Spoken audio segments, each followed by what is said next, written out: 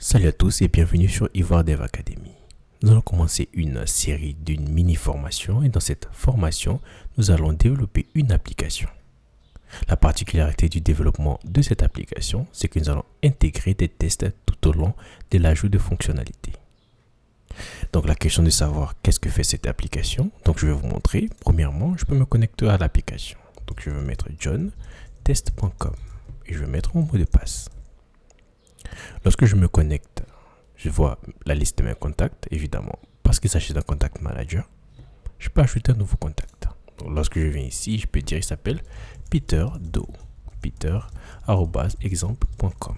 Donc 01 02 03 04 05 pour son numéro de téléphone et il habite à Cocody, Abidjan. Ensuite, je peux cliquer sur créer pour créer un nouveau contact.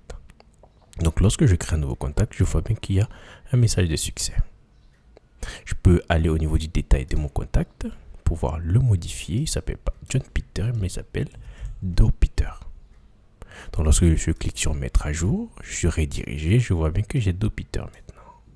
En cliquant également sur les détails, je peux supprimer mon contact. Un autre ajout, je peux envoyer des mails à tous mes contacts ou à certains contacts sélectionnés. Par exemple, ici, je dis mail de test. Et je mets ici Hello World. Je vais cliquer au niveau de Peter Do et au niveau de Jane Do. Lorsque je clique sur envoyer, on voit bien qu'on a 4 mails. 2 mails viennent à peine d'être envoyés.